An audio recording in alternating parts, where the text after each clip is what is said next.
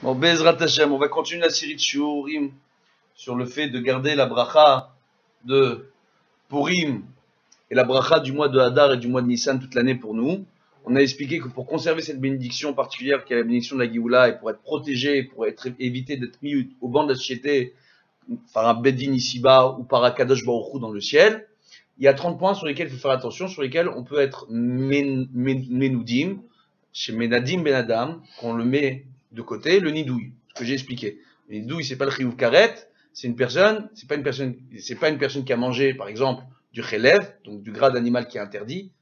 Une partie du gras de l'animal est interdit, qu'on appelle le chelev. C'est pas ça. On parle d'une personne qui va être revenue au banc de la société parce qu'elle va penser à elle ou agir d'une certaine façon qui n'est pas recevable au niveau de la société. C'est tout ça, on l'étudie dans le siman Shin Lamed Dalet du Yoredea. Shin Lamed Dalet du Yoredea, c'est Sheled. Sheled qui veut dire l'armature d'un immeuble. Donc, en réalité, la base de l'immeuble, des fondations jusqu'au sommet de l'immeuble, il y a ce qu'on appelle l'armature. Ok? Cette armature qui est très particulière, Baruch Hashem, c'est en réalité les 30 points dont on est en train de parler au niveau du nidouille. Si on s'abstient de les faire, c'est la base du judaïsme. D'accord? Ben Adam les Chavero. Et Ben Adam les Kono. Entre l'homme et son prochain, et l'homme et son créateur. D'accord? C'est très important. Donc on voit par rapport à ça qu'est-ce qu'on apprend de ça? Une chose intéressante, que tous les simanim, les en-têtes des halachot dans le Shulchan Aruch, qui sont des chiffres, normalement c'est une gematria, Shin Lamed Dalet c'est 334, les lettres ont été choisies en réalité par rapport aux chiffres, jusqu'à l'introduction, qui a été une très bonne introduction du monde arabe, des chiffres dans ce monde, d'accord, pour développer de belles choses avec les maths, etc. Maintenant, ce qu'on voit, en réalité, c'est que, par rapport à ça, on voit que le Shulchan Aruch, Rabbi Yosef Karo, il n'a pas classé pour rien, selon certains notes, les halachot. Que dans le chiffre choisi Shin Lamed Dalet, il y a l'idée du Sheled, de la base. D'accord? Donc c'est quelque chose de très joli, on retrouve ça dans tous les simanim du Shulchan Aruch. D'accord? Alors maintenant, on voit donc qu'on a expliqué qu'il y avait 7 premiers points. On a vu que dans les points en question, on pouvait parler aussi qu'il était interdit de parler de rabbanim, qu'il était interdit aussi de se rentrer dans les débats, dans les marloquettes, etc. Mais un autre point qui est extraordinaire et qui est important, on voit que de dénigrer une ordonnance rabbinique ou thoraïque peut être grave. De ce fait, une personne qui va commencer à dénigrer les brachot, d'accord? Par exemple, au milieu de sa séouda, elle est en pleine séouda, elle se rappelle, cette personne-là, que elle doit faire la bénédiction, parce qu'elle a oublié de faire motzi sur le pain au début. Si elle se rappelle au milieu de sa bénédiction et qu'elle ne fait pas sa bracha, elle a un idouille bidé shamaim. Maintenant, si à la fin de son repas, elle a plus faim, elle s'est rendue compte qu'elle n'a pas fait la bracha au début, c'est pas grave, elle fait son birkat. Si elle a un doute si elle a fait la bénédiction ou pas, donc ça fait que brachot le hakel, d'accord? Pour pas venir dire le nom de Dieu en vain, il vaudra mieux qu'elle arrête son repas, qu'elle arrête de consommer son repas, si elle a un doute si elle a fait ou non la bénédiction, ou de prendre un autre aliment, de mettre bénédiction si elle prend, pour l'histoire d'un jus par exemple, chez Alcool, etc. D'accord? De prendre un bonbon sur une boisson, etc. Voilà. Donc par rapport à ça, la question de Rabbi Yigal maintenant, c'est quoi ta question Rabbi Yigal? Pourquoi Dieu il a besoin des brachot? C'est ça la question. Kadosh Baruch Hu, en réalité, il n'a pas besoin de nos mitzvot. Pas besoin de nous. Il a besoin de toi. Il a besoin de toi, le bon Dieu. Non mais, Geoffroy, il a besoin de toi, le bon Dieu. Non. Pas besoin. Il a besoin de nous. Pas besoin. Il nous a donné l'occasion de pouvoir faire des brachot. Il est rapporté dans le Talmud, Masechet Brachot, que quelqu'un qui consomme de son monde sans faire de bénédiction, il est considéré comme un voleur. Toute la création appartient à Kadosh Baruch Hu. Même si on travaille, même si on plante les graines, même si on travaille la terre, etc., celui qui donne et qui influence les conditions météorologiques, par exemple, les seules conditions météorologiques qui vont, oui ou non, nous donner une bonne ou une mauvaise récolte, c'est Kadosh Baruch Hu. Donc on doit le remercier pour ça. Donc, il y a plein de belles choses dans la création. Plein de belles choses à expliquer. Maintenant, pourquoi Dieu il a besoin de notre brachot? En réalité, il n'a pas besoin d'elle. Nous, on a besoin des brachot pour se rapprocher d'Akadosh Baruch Hu, pour comprendre d'où vient le bien dans ce monde, pour nous élever d'Akadosh Baruch Hu. Une bracha, quand je récite une bénédiction, il faut savoir premièrement qu'il y a une marloquette dans les poskim sur la seule signification du mot Baruch. Le premier terme qu'on utilise dans nos brachot, Baruch, Ata, Hashem, Elokeinu, Melech Haolam, Baruch. Est-ce que Baruch veut dire loué soit l'Éternel, Dieu est béni, d'accord? Ou est-ce que Baruch veut dire Mekor Aberacha, la source de bénédiction? Halacha le maaseh, on considère que Baruch, c'est Mekor Aberacha. Ça veut dire louer, au sens littéral. Mais ça veut dire en réalité que Dieu, c'est une source de bénédiction. Quand moi je fais Baruch, je fais une bénédiction au moment où je dis Baruch. D'accord? Je reconnais que la source de bénédiction dans ce monde, c'est l'éternel. Quand je dis Ata, c'est quoi Ata? C'est toi l'éternel, le seul Dieu. D'accord? Hachem, le maître de ce monde. Elokeinu, notre puissance. D'accord? Melech haolam, seul maître de ce monde. Seul maître de l'univers. Toi, Dieu créateur, seul maître de l'univers. D'accord? Quand moi je dis Baruch, je reconnais qu'il y a une source de bénédiction. Donc moi, ma neshama, elle est en train de se projeter, en réalité, de s'élever dans le ciel, dans ce qu'on appelle la brecha eliona. D'accord? La piscine supérieure, qui est dans le ciel, entre guillemets. Et brecha, c'est les mêmes lettres que bracha. En réalité, mon âme, elle vient rechercher la bracha de Dieu. Et quand moi je viens chez une bénédiction, en fait, mon âme s'élève vers Dieu pour refaire descendre la sainteté de Dieu qui est dans la brecha eliona dans ce monde. Donc en réalité, c'est moi qui ai besoin de faire les brachot pour refaire descendre la sainteté dans ce monde et pour moi pouvoir me rappeler à tout moment d'où je viens et où je vais. Je suis une créature de Dieu et je dois servir Dieu. Donc c'est pour ça que pour chaque aliment, chaque chose que je vais faire, je dois remercier Akadosh Baruch Hu, que pour chaque aliment que je dois consommer, je dois venir faire ma bénédiction. Donc si on voit qu'une personne qui n'a pas pour habitude, qui a pour habitude de faire ses brachot et qui oublie de faire sa bracha et au milieu de repas elle s'en rappelle, elle risque d'avoir un nidouille sur sa tête, une personne qui fait jamais ses brachot. Jamais. Elle dit pas besoin des brachot. À quoi ça sert les brachot? Jamais de brachot. Mais si on reconnaît que de toute façon ça appartient à Dieu, oui, et qu'on est reconnaissant, pourquoi faire l'action ça ne suffit pas. Je te pose une question. Je sais que mon téléphone, avec mon téléphone, je sais que je peux appeler des gens. Je le sais. Viens, je touche pas mon téléphone. Viens, j'appuie pas sur les boutons et j'attends que mon téléphone appelle les gens pour pouvoir leur parler. Et je me mets à parler tout seul, dans la rue, avec des gens, sans toucher mon téléphone et sans appuyer sur les boutons. Ça va marcher? Non. Je te pose une question. Ouais. Je pose une question, c'est une idée. Je te pose la question. Donc moi, maintenant, je veux établir une communication avec le patron des patrons, Akadosh Baruch Hu. D'accord? Le roi des rois. Pour établir la communication, pour faire le numéro, faut appuyer sur les boutons. C'est quoi les boutons? C'est les mots que tu dis de ta bracha. Si tu dis pas les mots de la bracha, t'as pas fait le bon numéro.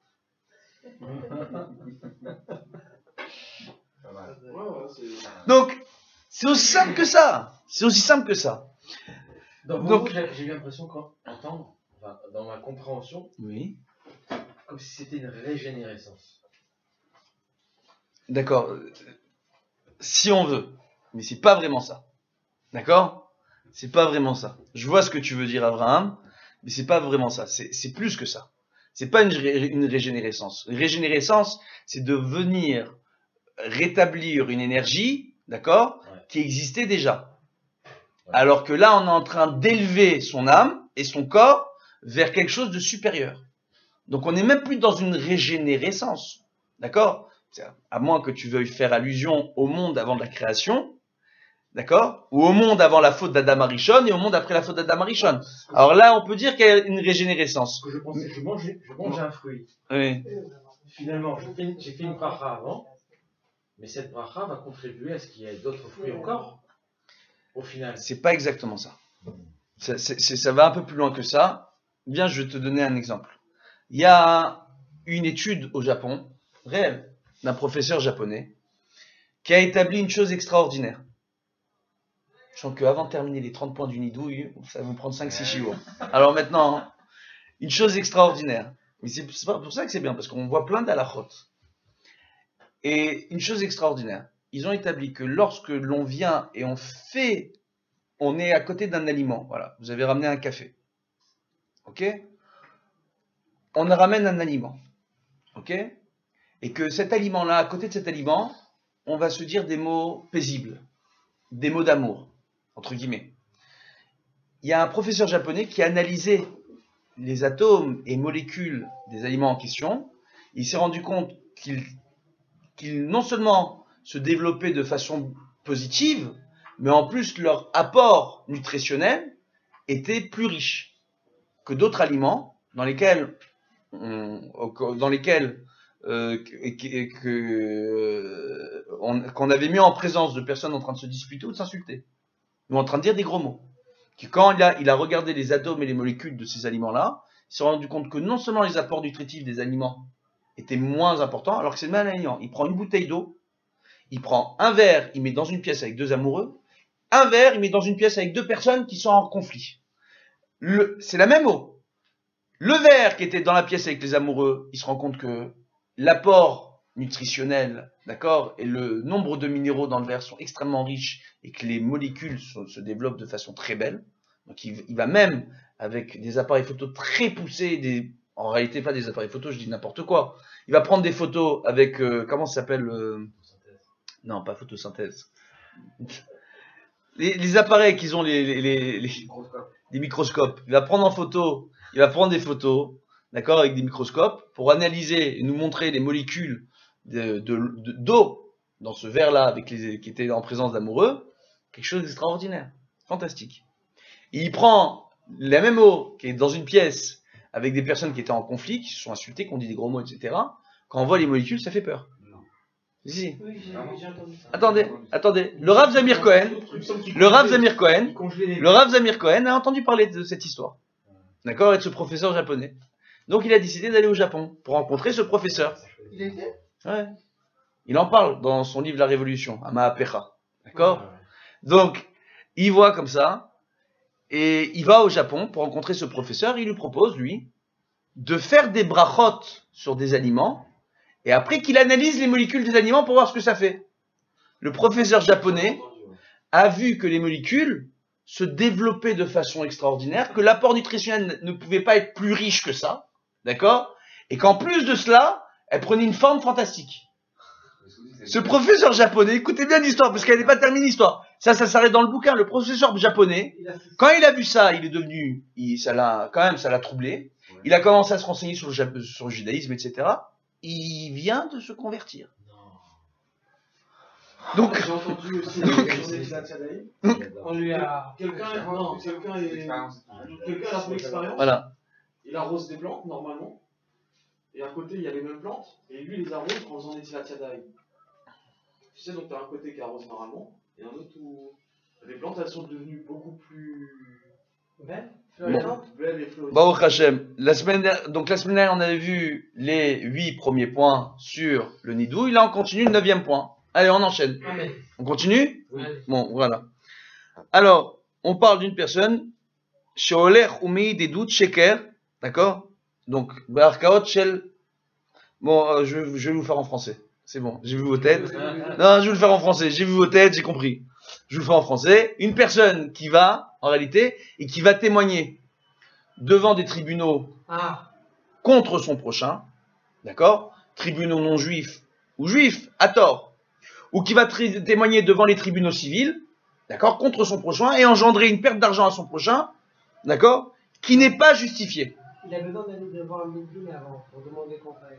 Alors, normalement, al-pi halacha, avant qu'une affaire ne puisse venir se régler devant le civil, parfois, faut bien savoir, parfois c'est pas possible. Parfois c'est les tribunaux eux-mêmes, lorsqu'ils doivent faire un contrôle fiscal à une personne et qu'ils se rendent compte qu'il y a eu malversation, la personne elle peut être convoquée dans les tribunaux. D'accord? Maintenant, on peut appeler d'autres personnes à venir témoigner contre leur prochain. Donc, un juif qui est convoqué devant les tribunaux, un autre juif, on lui demande de venir témoigner. Maintenant, l'autre juif, il sait pas ce qui est vrai, ce qui est faux. D'accord? Premièrement, il n'a pas d'éléments. Il décide de témoigner parce qu'il a eu un différend avec la personne et qu'il veut lui faire du mal. Bon, c'est grave ça. C'est très grave. Lui, il est nidouille bidé shamaim. Parce qu'il va engendrer non seulement une perte d'argent, mais parfois il peut engendrer des peines de prison. Ne serait-ce même qu'avec une peine de sursis, avec sursis. Il prend perpète. D'accord? Hein? Il prend perpète. Non, il prend pas perpète, c'est jusqu'à qu'il fasse teshuva, donc il doit arranger le nézek qu'il a commis. Donc il doit réparer le nézek qu'il a commis. Comment il répare le nézek? S'il engendre une perte d'argent, il doit rembourser cette somme. Tant qu'il n'a pas remboursé la somme d'argent à son prochain, il est nidouille bidé shamaim. Ah, mais là, ça suffit pas. Non. Il faut l'argent. Il faudra qu'il rembourse l'argent.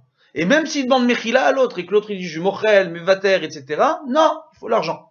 Pour bidé shamaim, pour annuler le nidouille, il faut qu'il répare son ézec. Et par exemple, une société qui ferme. Hein? Une société qui ferme. Et parmi les créanciers, tu dois de l'argent à des gens.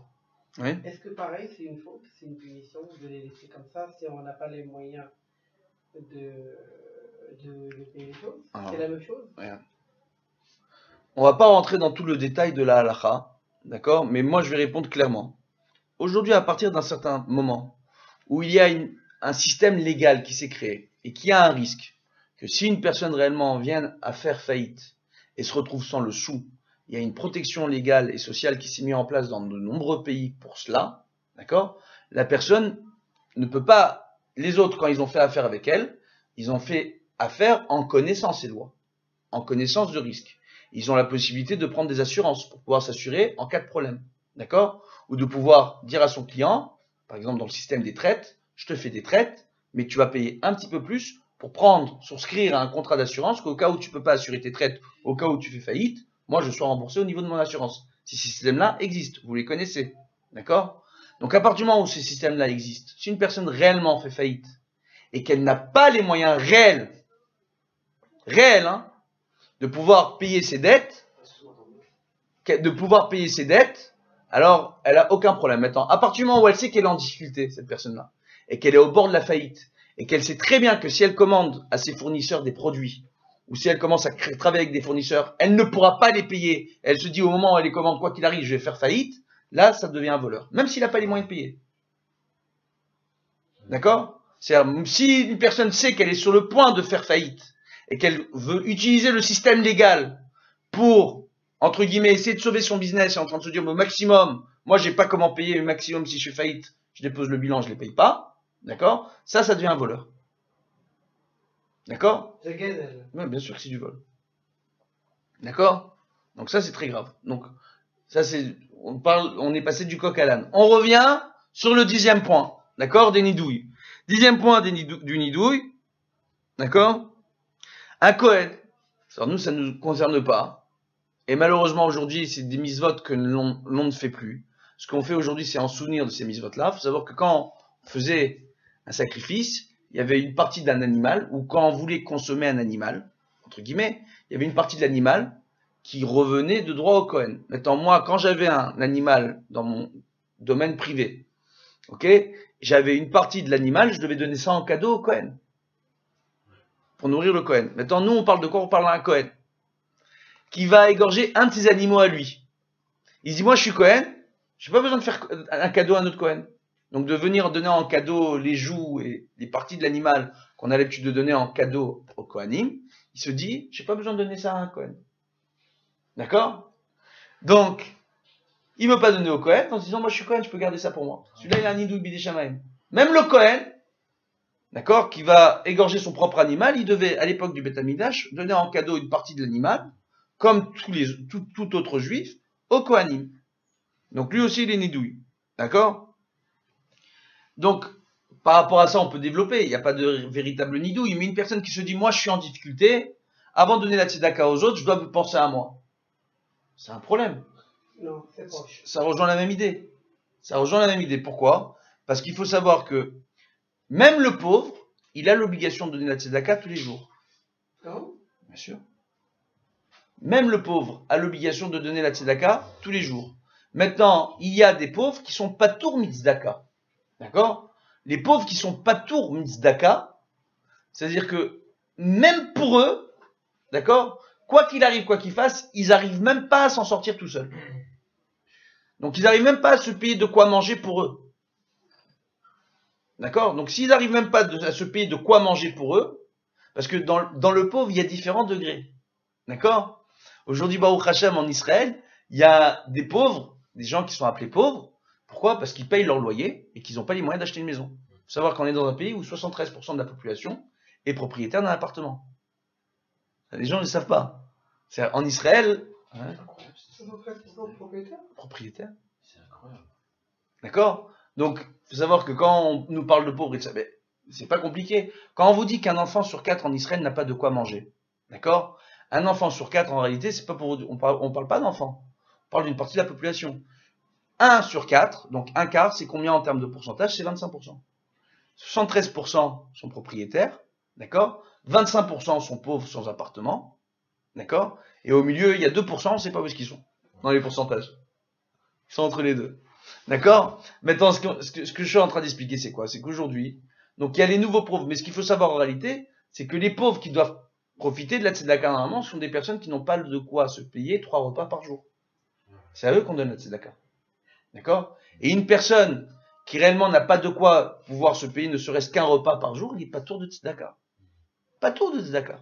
Pshuto kemashmao. Ça, on l'apprend dans le Shulchan Aruch. D'accord? Yoridera, Siman Resh Mem Zayin. Donc là-bas, on voit à partir de Resh Mem Zayin, d'accord?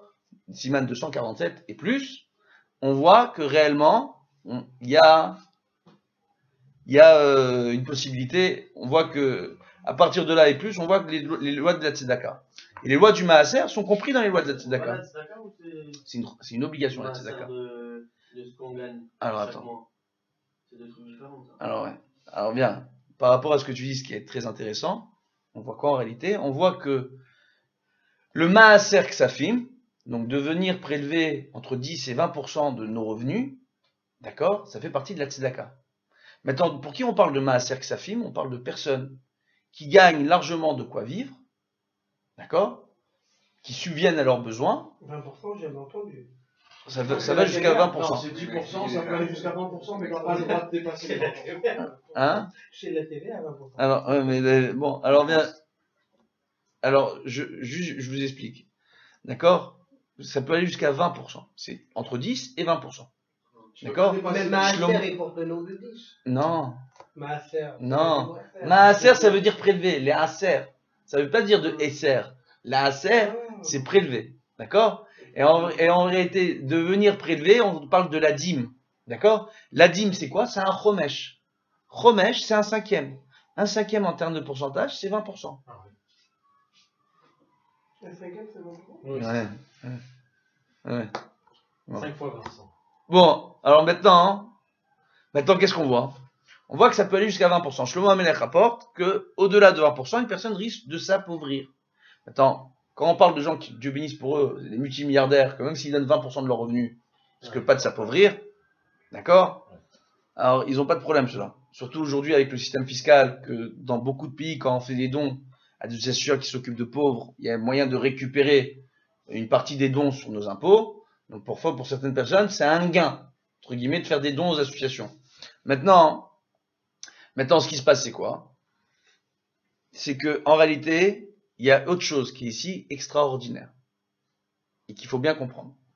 Les lois du maaser font partie de la tzedaka. Le maaser se calcule, c'est entre 10 et 20% de nos revenus, des revenus. Maintenant, pour les personnes qui ont du mal à joindre les deux bouts, d'accord, dans leur vie, parce qu'ils n'arrivent pas à avoir le minimum vital, le maaser se calculera après avoir déduit leur minimum vital. Je donne un exemple concret.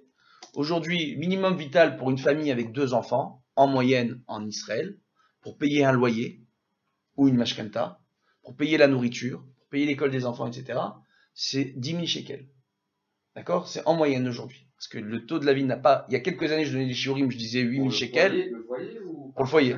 Pour le foyer. Pour tout le foyer, l'ensemble du foyer. Il faut minimum. Ça dépend combien d'enfants. 10 000 shekels. Je parle pour un foyer avec 2 enfants.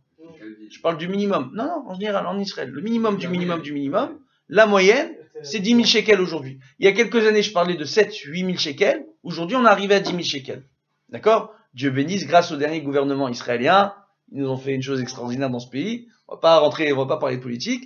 Aujourd'hui, on est passé à 10 000 shekels.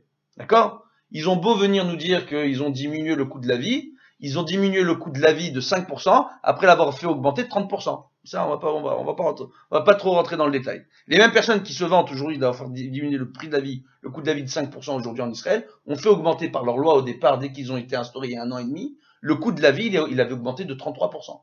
D'accord? La nourriture avait augmenté de 33%. Après avoir augmenté le prix de la nourriture et le coût de la vie de 33%, ils ont diminué de 5%. Aujourd'hui, ils sont en train de se vanter d'avoir fait diminuer le coût de la vie de 5%. D'accord? Alors qu'en réalité, si je prends 33,5, on tombe à combien? On tombe à 28%. Donc, ils ont fait augmenter le coût de la vie de 28%. Donc, c'est pour ça, de 8 000, on arrive à 10 000 aujourd'hui. Donc, par rapport à ça, voilà, Baruch Hashem, je fais pas de politique. Maintenant, par rapport à ça, non, on parle pas de ça. On parle pas de ça. Les élections, c'est un gros problème. Donc, maintenant, par rapport à ça, qu'est-ce qu'on voit? On voit que, parce que c'est beaucoup de marlocotes, beaucoup de débats. D'accord? Il y a des débats parfois, comme je vous ai déjà expliqué, une marloquette, ça peut devenir un issur de Horaïta. Et que quand on veut influencer les gens par rapport à son propre point de vue sans dévoiler le point de vue de l'autre ou les règles de l'autre, on rentre réellement les gens dans une marloquette pour dénigrer l'autre. D'accord? Donc on manipule en réalité les idées de la population pour les influencer et les faire tendre de notre côté, et on se rentre dans un von deoraita. Donc toutes les marloquettes autour de la politique en Israël, ça devient un von deoraita.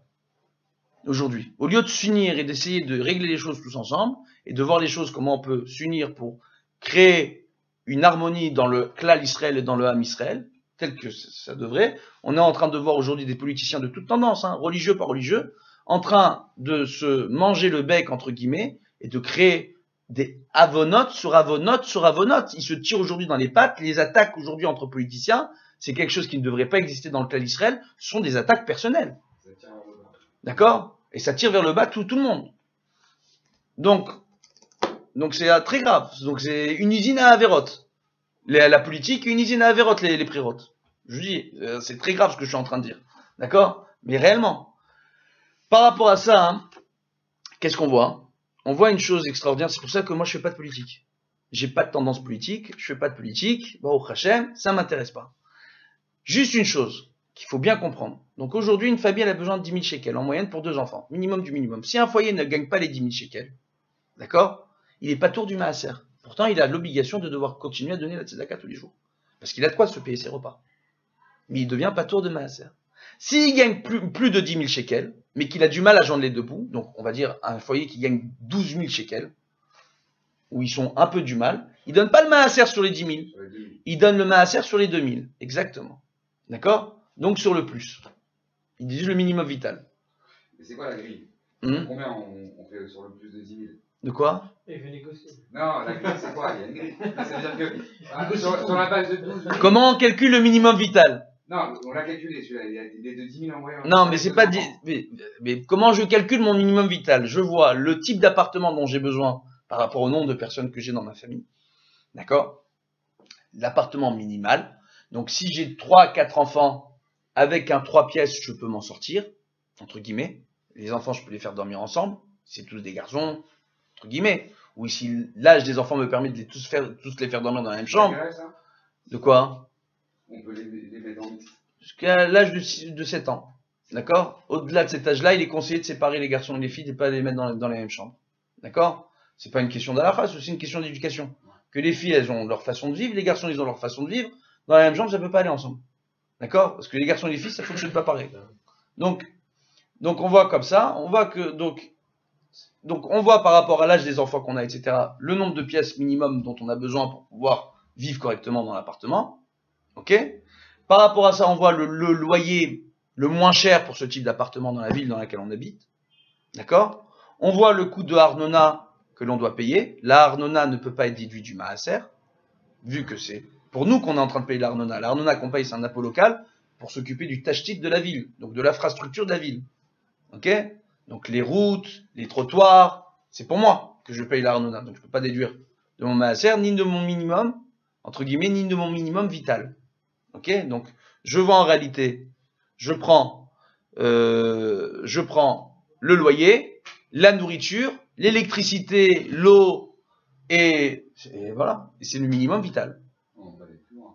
Hein? On est une famille de 4 avec 2 enfants, donc on a Les écoles, pièces. pardon, excusez-moi, les frais scolaires aussi, je déduis, mon minimum, c'est ça le minimum vital. Les frais scolaires pour les enfants, la nourriture, le loyer et les charges. D'accord? Électricité, eau, vat, baït, etc. Ok? Ça, je déduis, c'est mon minimum vital.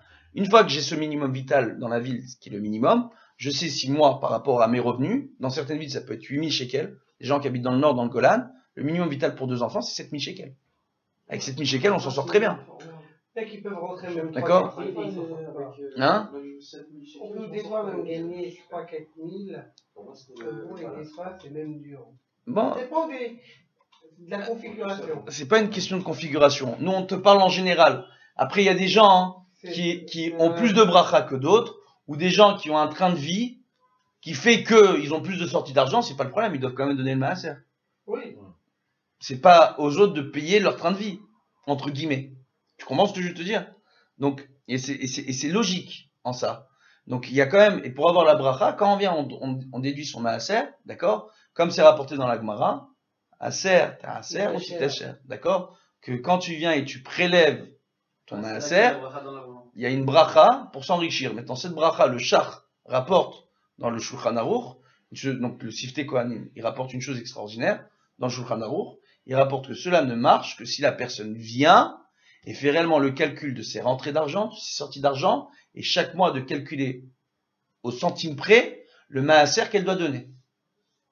Là, si on vient et qu'on considère réellement la misva comme étant importante, à un tel point de tenir la comptabilité sur cette misva-là, là, réellement, il y a une bénédiction, on vient s'enrichir à force de donner le maaser. D'accord? Maintenant, on voit. Bon, on voit le 11e point.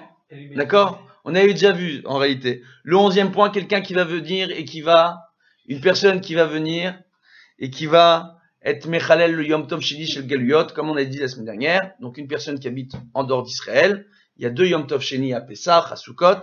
Il y a 2 Yom Tov, d'accord? À Pessah, à Sukkot, à 2 reprises, on a eu le Yom Tov Sheni de Galuyot, durant ces fêtes-là. Ok? Ou alors, les personnes qui sont à Shavuot, ou Shavuot chez eux, ça dure 2 jours, au lieu de dire 1 jour en dehors d'Israël. Si le 2e jour, la personne se dit, c'est un jour qui a été fixé par les rabbanim, aujourd'hui, il n'y a plus de raison, d'accord, de garder ce jour-là, celui-là aussi, il a un nidouille. Ok? Maintenant, on continue. 12e point. On verra au moment de Pessah, on verra qu'est-ce qui se passe pour un Israélien, s'il va en France pour les fêtes, ou un Français qui vient en Israël pour les fêtes. Qu'est-ce qu'ils font? 1 jour, 2 jours, etc. On verra ça en détail, Bezrat Hashem, très bientôt. Donc, maintenant, on voit une autre chose extraordinaire. Dans la Gemara, il est rapporté une chose fantastique. Il est rapporté dans la Mishnah, dans Psachim, qu'il y avait pour coutume, veille de Pessah, à partir de Chatzot Hayom, de plus travailler. Et à partir de Chatzot Hayom, veille de Pessah, donc on voit que, à partir du matin, déjà, on voit qu'on ne consomme plus de Chametz. D'accord? À partir du matin, veille de Pessah. Donc on ne consomme plus de Chametz. On verra ça aussi, Bezrat Hashem, dans le détail. Maintenant, qu'est-ce qu'on voit? On voit qu'il y avait une coutume de ne plus travailler veille de Pessah, à partir de Chatzot Hayom, pour pouvoir préparer le Korban Pessah. Et le Korban Pessah, je pouvais déjà, à partir du moment où il n'y avait plus de Chametz dans la maison, je pouvais déjà commencer à préparer mon Korban. D'accord? Donc, réellement. Donc, faire rentrer Yom Tov aussi plus tôt. Mais une personne qui vient et qui travaille veille de Pessah, après Chatzot Hayom, d'accord? Chatzot Hayom, c'est à partir de midi à peu près. C'est la mi-journée. C'est Chatzot Hayom, c'est à partir de c'est la 12e heure de la journée. D'accord? Chatzot Hayom, c'est la 12e heure de la journée selon le calendrier hébraïque. Maintenant, pourquoi il y a une différence? Pourquoi c'est pas midi pile? D'accord? Parce qu'il faut savoir que le calendrier hébraïque, c'est un calendrier qui est lunaire et solaire. D'accord? Il n'est pas principalement lunaire, comme certains voudraient dire, ou principalement solaire. Les deux. D'accord? Maintenant, ce calendrier hébraïque, il fonctionne par rapport aux heures du jour, par rapport au nombre de minutes où il fait jour durant la journée.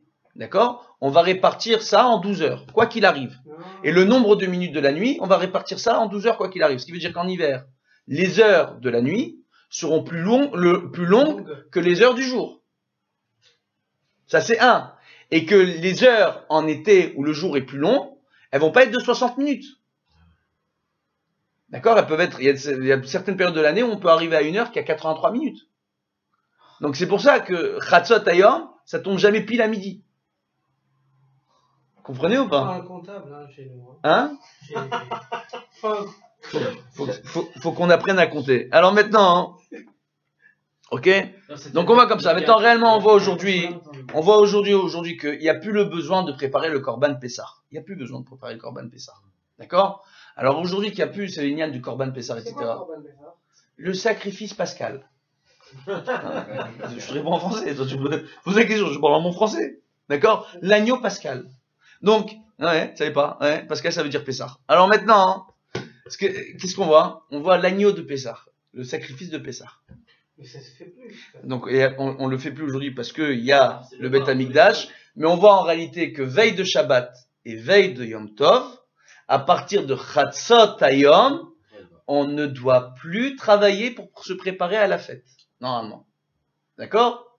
Donc, réellement, il est conseillé de ne plus travailler. Il y a certains cas de figure dans lesquels on a déjà commencé une mélacha, c'est pour le besoin de la fête, ou pour un besoin particulier, où on pourra autoriser après Chatzot Hayom de pouvoir continuer à travailler. Mais en réalité, à partir de Chatzot Hayom, les Chatrila, il faut arrêter de travailler. Veille de Shabbat, veille de Yom Tov. Une personne qui continue à travailler et qui prend le risque, en continuant à travailler après Chatzot Hayom, d'être Mechalel le Yom Tov, parce qu'il aura du mal à arriver à l'heure à son travail, à la maison, il risque d'avoir un problème de nidouille. On ne parle pas ici, malheureusement, de personnes qui sont bloquées vis-à-vis de leur patron à leur boulot. Alors, j'ai une question là-dessus, c'est important. Vas-y. C'est cette partie-là. Nous, en travaillant ici, on travaille qu'entre juifs. On n'a pas de goy dans la société. Ok. D'accord. Il Pourquoi? est anormal. Mais parce qu'on n'en a pas. Qui c'est qu'on va embaucher en tant que goy? Qui c'est qui va répondre au téléphone si on s'arrête en avance? Comment on peut se débrouiller? Le vendredi? Non, même le vendredi, il y a des heures comme Veille de Yom Tov? les veilles de Yom Tov. Les personnes avec qui on travaille ne peuvent pas comprendre que ça ne répond pas. Il y a des métiers très particuliers où tout de suite, quand on ne répond pas, ils se disent il y a un problème grave. On ne répond pas une journée, on ne répond pas 2 jours. Qu'est-ce qu'on doit faire, nous? En période de fête? Ben oui. Ah, j'ai compris ta question. En période de fête, ou juste un petit peu avant les fêtes, quand on doit s'arrêter avant. J'ai compris. C'est un vrai problème pour nous qui sommes ici. Ok. En réalité, le conseil qui est donné, c'est de travailler à l'année, d'accord, pour ce type d'activité-là, avec ce qu'on appelle des standards. Il y a des standards, des sociétés standards, on loue leur service à l'année, que quand toi tu ne peux pas répondre au téléphone, c'est recadré, c'est redirigé vers un standard. Donc il faut travailler avec des sociétés standards, où là-bas ce sont des non-juifs qui travaillent, ok, que réellement ils n'ont aucun problème de Shabbat, de Yom Tov, de fête, etc. Ok, et que quand toi tu ne peux pas travailler parce que c'est période de fête ou quoi que ce soit, tous les appels et les messages arrivent vers une secrétaire qui note tous les messages. D'accord? Que toi tu arrives après tes fêtes, après Chatzot Hayom le vendredi, etc. T'es tranquille. Et ça te rapporte la bracha. Ok? Et à l'année, c'est pas grand chose. Hein. Il y a des standards, il y a des systèmes comme ça, c'est 20, 30 euros par mois, maximum. D'accord? Maintenant, ouais, c'est rien. Donc, on pose la question, le rabbin donne la réponse. Alors, Baruch Hashem.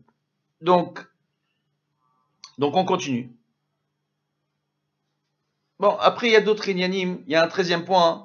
Une personne à l'époque du Beth Amikdash, aujourd'hui ça n'existe plus, qui va manger des kadashim en dehors du Beth Amikdash. Donc, des sacrifices qui devaient être consommés que dans la Hazara du Beth Amikdash, ok, qui sont consommés en dehors. Par exemple, le sacrifice de Pessah qui devait être mangé à Yerushalayim, d'accord, dans le Beth Amikdash. Maintenant, un des sacrifices qui devait être mangé dans la Hazara du Beth Amikdash était consommé en dehors de la Hazara, donc en dehors du Beth Amikdash, d'accord. Une personne qui fait en sorte, qui engendre, il prend un bout de viande d'un sacrifice, c'est Kodesh.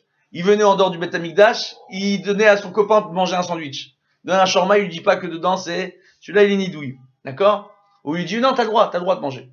En dehors du Beth Amikdash, c'est nidouille, d'accord? Ça c'est très grave, ok? Donc ça c'est très grave. Maintenant,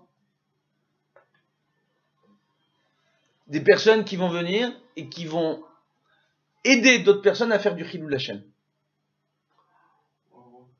Ou qui vont mettre des personnes dans une telle situation qu'elles vont être obligées de faire du Chilul Hashem. C'est très grave. Et Chilul Hashem, ça peut être très grave. Je vais vous donner un exemple. Peut-être que je vais vous choquer. On va donner un exemple simple. Hein? Non, attends, toi tu vas... Je donne un exemple. Qu'est-ce qui peut engendrer du Chilul Hashem? D'accord? Quand par exemple on s'affiche en tant que juif et qu'on a un comportement qui ne va pas avec la halakha. Ou quand on commence à avoir des débats entre nous, ou par exemple, moi je peux vous donner des exemples. Je vais vous donner des exemples. Quand, par exemple, deux juifs religieux n'arrivent pas à régler leur conflit, au lieu de venir devant des dayanim, ils vont se faire juger devant les tribunaux civils. En France, il y a de ça quelques années, des gens très très religieux, avec la barbe, la kippa, les chapeaux et compagnie, qui ont eu des différends dans leurs affaires, ils sont trouvés devant un juge. Que leur a dit le juge? Il leur a dit, excusez-moi, vous êtes très religieux, à la limite d'apparence, vous êtes des rabbins, et vous venez régler vos conflits devant nos tribunaux, au lieu de régler ça entre vous. Le juge non juif leur a dit ça, en France. D'accord?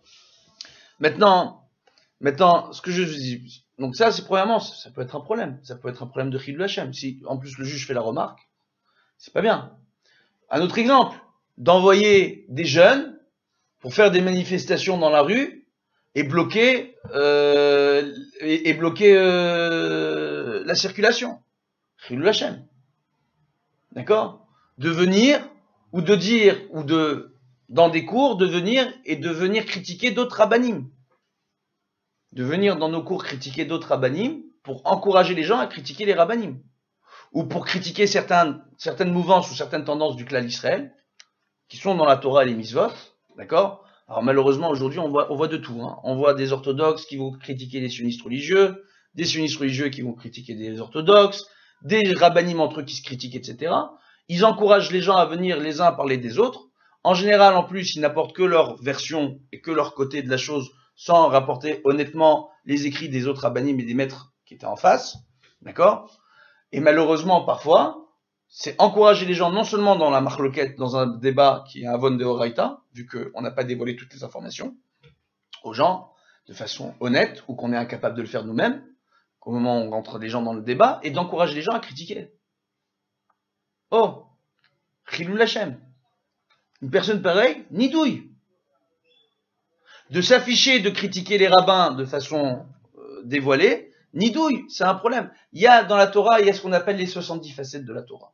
Donc il y a des gens aujourd'hui qui vont vous dire, par exemple, qu'il faut à tout prix que tous les juifs fassent et viennent faire leur alia. Et d'autres rabbiniques qui vont dire, non, pour certains, il vaut mieux qu'ils restent là où ils sont aujourd'hui, pour se renforcer en Torah mitzvot avant de venir faire leur alia, parce qu'en Israël, il y a un très grand Yetzer Hara, et que les gens peuvent se détourner de la Torah et des mitzvot. Ceux qui pensent que les autres doivent rester, ils n'ont pas le droit de critiquer ceux qui disent qu'ils doivent venir, et ceux qui disent que les autres doivent venir, ils n'ont pas le droit de critiquer ceux qui disent que les gens doivent rester, parce que les deux ont raison. Les deux ont raison. Il y a certaines personnes, réellement, pour qu'il sera mieux de penser en termes de Rouchaniout à leur mérite spirituel, avant de penser au danger matériel dans lequel ils sont. D'accord? Si pour faire venir une personne en Israël, pour qu'à la fin elle prenne des risques de ne pas faire Shabbat, de ne pas manger kasher, de rien faire alors qu'elle le fait en France, c'est un problème. Donc ces gens-là, vaut mieux peut-être les encourager à rester là où ils sont. Mais de l'autre côté, si les gens, on les laisse comme ça, et on les fait pas venir, et on cherche pas à développer ce qu'il faut pour eux ici en Israël, pour qu'ils puissent venir nous rejoindre ici, pour faire un maximum de Torah mitzvot sur cette terre, c'est aussi un problème. Donc, avant d'encourager les autres de venir faire leur alia, venez développons des structures pour eux. Moi, c'est une chose que je fais ici. Je développe des structures essentiellement pour les Français qui viennent et qui font leur alia. Je m'occupe de beaucoup de synagogues, de kehilot, je m'occupe de beaucoup de gens. Vous le savez très bien, Baruch Hashem. Donc, on développe ici des structures pour faire venir les gens. Ce serait bien de voir tout le monde faire ce type d'action-là. Ça, c'est vrai. Mais on a aujourd'hui des gens qui viennent et qui critiquent. Des structures quoi? Commerciales? Non, pas des structures commerciales. D'accord, ok. De développer des écoles, de développer des talmuds, de développer des écoles, de développer des kehilot, de mettre en place des rabbanim, de mettre en place des choses pour permettre aux gens de venir en Israël et d'être préservés dans leur Torah et leur mitzvot. Pour faire venir les gens en Israël, il faut leur créer des emplois. Aussi. Mais t'inquiète pas, il y a des emplois en Israël. Alors maintenant, hein, Baruch Hashem, c'est pas ça qui manque en Israël. Celui qui veut travailler, il y a toujours du travail Non, pour mais lui. c'est ce que je pense. Alors maintenant, C'est la part de tout le monde. oui, mais donc réellement, hein, donc je peux te dire, Baruch Hashem, j'ai beaucoup de gens qui viennent me voir et qui me disent, je sais pas quoi faire en Israël, et en une semaine, on leur trouve un emploi. D'accord? C'est pas compliqué. De trouver du travail en Israël, c'est vraiment pas compliqué. Ok? Baruch Hashem. Donc, ce que je suis en train de dire, donc de venir critiquer les uns les autres, ça sert à rien. Parce que tout le monde a raison. À la fin.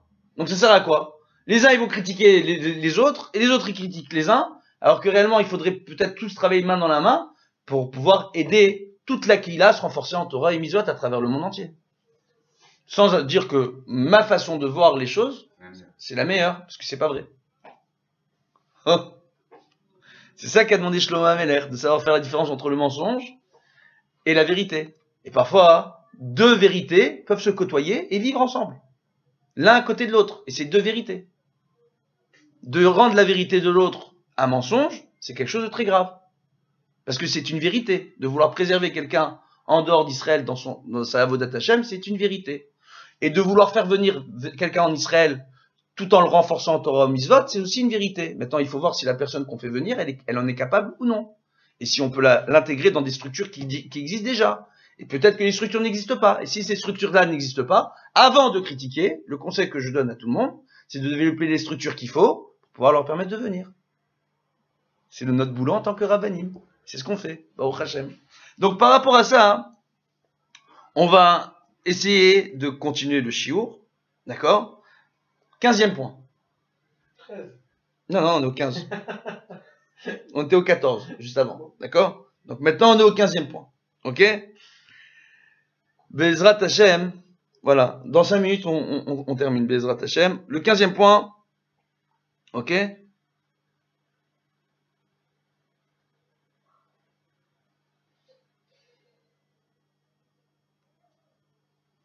Une personne qui va établir le compte des années, d'accord, et qui va établir la sanctification du nouveau mois par rapport aux nouvelles lunes en dehors d'Israël. Pourquoi ? Il dit la sanctification du mois sur le calendrier hébraïque, elle doit se faire à Yerushalayim. D'accord ? Comme il dit Kimitzion Tetze Torah, ou Dvar Hashem Yerushalayim. De la ville de Tzion, de Yerushalayim sortira la Torah, d'accord ? Et la parole de Dieu, l'enseignement de la Torah vient d'Yerushalayim. D'accord ? Maintenant, qu'est-ce qu'on voit ? On voit en réalité qu'on parle du calendrier hébraïque. On parle d'une personne qui vient et qui veut établir la sanctification du nouveau mois. Comment on établit la sanctification du nouveau mois ? Par rapport au renouvellement de la nouvelle lune.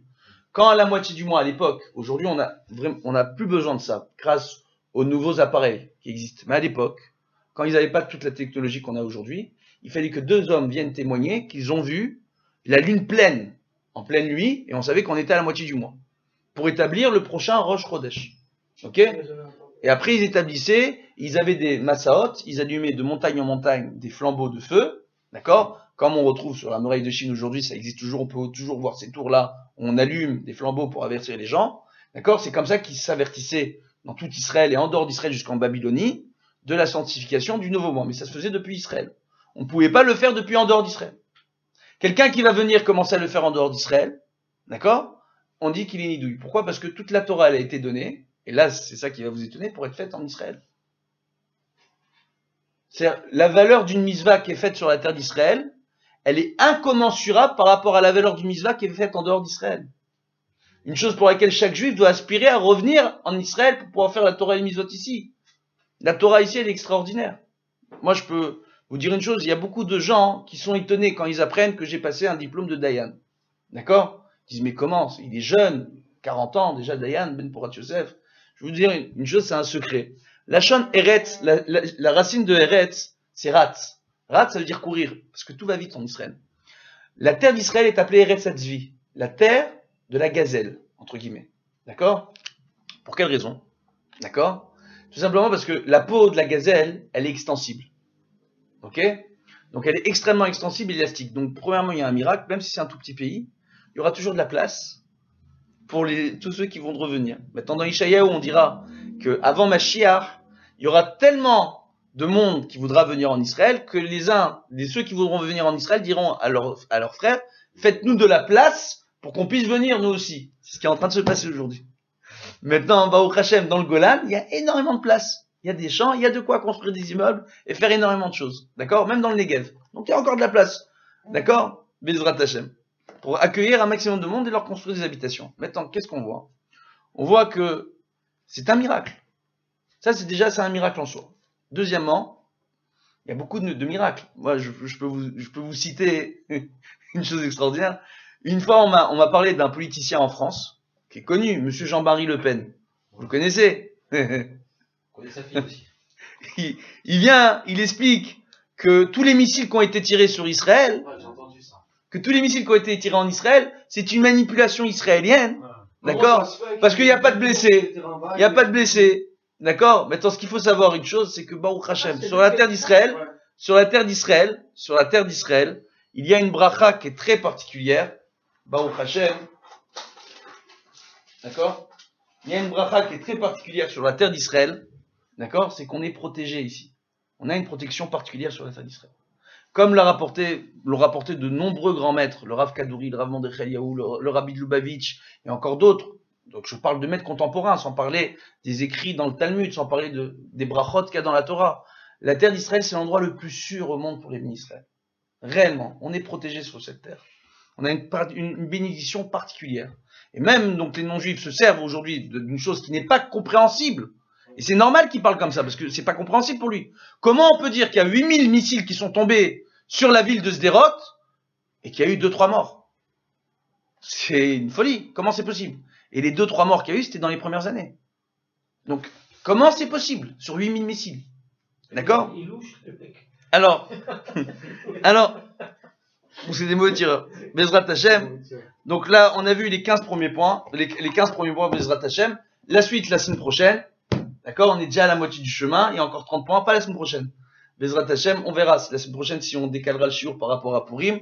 En tout cas, Purim Sameach à tout le monde. Bezrat Hashem. N'oubliez pas un petit point qui est très beau.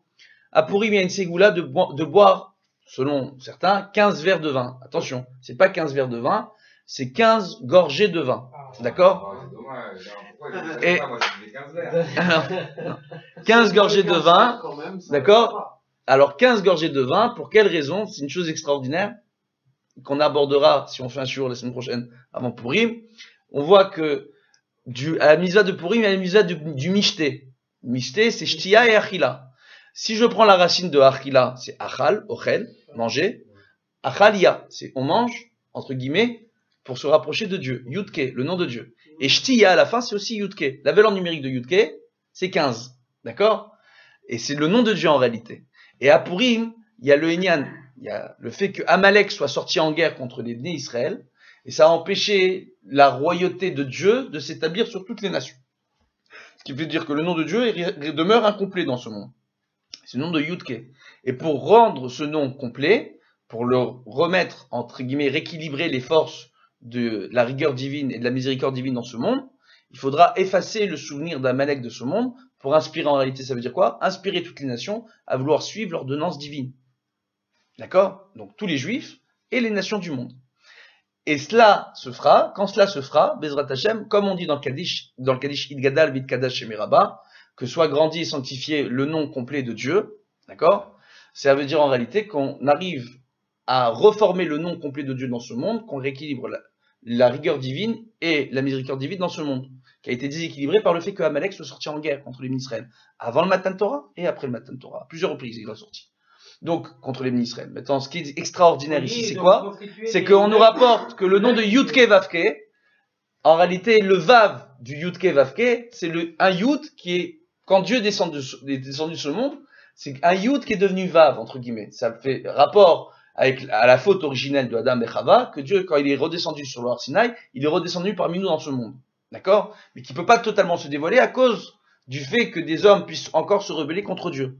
Cette rébellion contre l'Éternel, aujourd'hui, elle est imagée par l'image d'Amalek et de sa descendance. D'accord? Maintenant, ce qu'on voit, c'est quoi? Et ce qui est extraordinaire, c'est que quand Mashiach viendra, le nom de Dieu se redeviendra complet, mais c'est l'ensemble de l'humanité qui va s'élever vers Akadosh Baruch Hu. Donc c'est plus Dieu qui descend vers nous. Donc c'est plus un Yud qui devient un Vav, c'est un Vav qui redevient un Yud. Donc le nom complet de Dieu, comme rapporte le Ben Ishraï, c'est Yud-Ke, Yud-Ke. Donc c'est pour ça qu'il y a Achila et Shtia au moment du repas. Pourquoi? Parce que, premièrement, on nous enseigne que Shavuot, c'est Matan Torah de Horaïta, c'est là qu'on a reçu la Torah, et que Purim représente le Matan Torah des Rabbanan, parce que c'est grâce aux ordonnances rabbiniques. Premièrement, c'est une fête rabbinique, c'est une fête d'ordonnance rabbinique. On n'en parle pas dans la Torah de Purim, c'est d'ordonnance rabbinique, et que durant Purim, on a été sauvé du fait qu'on ait écouté le Gdol Ador et nos Rabbanim, Mordechai. Donc on célèbre le don de la Torah et le fait de respecter les enseignements de nos Rabbanim. C'est ça qui nous a sauvés à Purim. Donc c'est le Matan Torah des Rabbanan. Et c'était quoi l'intérêt D'accord. d'écrire Attends. le nom de Dieu en plusieurs versions? Alors, on expliquera ça au prochain shiur. C'est combien de noms il a Dieu? Non? Il 120. y en a plusieurs. 120. 120. Et pour 120 ça, noms dévoilés. 120 noms dévoilés. Bezrat Hashem, on verra ça en temps et en heure. Prochain shiur. Promis, on en parlera Bezrat Hashem. En tout cas, Shabbat Shalom, Purim Sameach, et à très bientôt. Kol Tov.